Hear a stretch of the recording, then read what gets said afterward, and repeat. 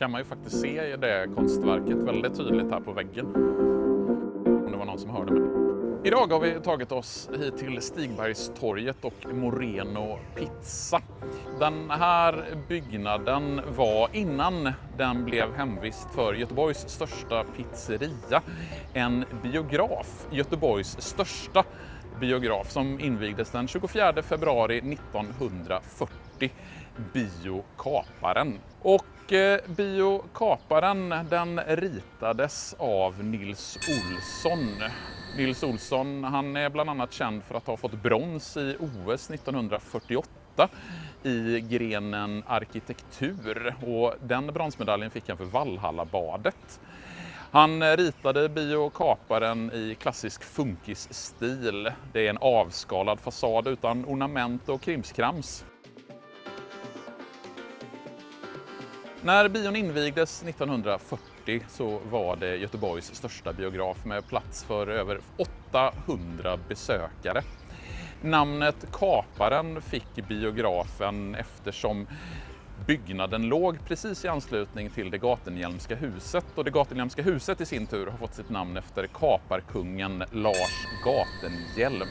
Lars Gatenhielm, han kapade danska fartyg på uppdrag av kung Karl XII under stora nordiska kriget. Och när man skulle namnge biografen här vid Stigbergstorget så fick den namnet Kaparen.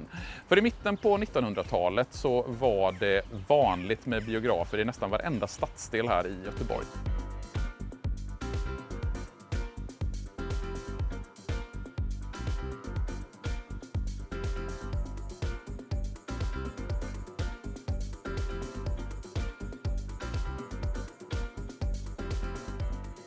Bara här vid Stigbergstorget låg det inte mindre än 2 biografer bara ett stenkast ifrån varandra.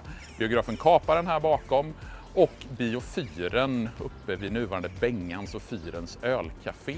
Biografen Kaparen var en bio fram till 1982 då man visade den sista filmen Jönssonligan och Dynamit-Harry. Efter att man hade flyttat ut biografstolar och film från lokalen så flyttade Posten in. Efter att Posten hade huserat här i några år så var det en Konsumbutik, och sen försökte Lidl sig på att bedriva livsmedelsbutik här under några år. Men för några år sedan så bestämde man sig för att göra om den här gamla biograflokalen till en pizzeria, Moreno Pizza. Då var man tvungen att göra ganska omfattande renovering för att kunna använda det som restaurang. Man gjorde fönster ut mot Allmänna vägen. Man tog bort inneväggar, vilket gjorde att det här vackra konstverket av konstnären Gunnar Ström återigen kunde visas. För inne på biografen Kapare, i själva biosalongen på väggarna, så fanns det ett oerhört vackert konstverk av just Gunnar Ström. Gunnar Ström, han tog fasta på platsens historia och namnet på biografen när han skapade ett konstverk som på olika sätt handlar om sjöfart runt om i världen. Och när Moreno Pizza öppnade 2022 kunde man återigen beskåda det här vackra konstverket. Bort mot köket så fanns tidigare duken i biografen, och upp här i restaurangen så satt biostolarna. Och för att man ska få in 900 personer på taket så var man tvungen att sätta in bärande pelare i den gamla biografsalongen.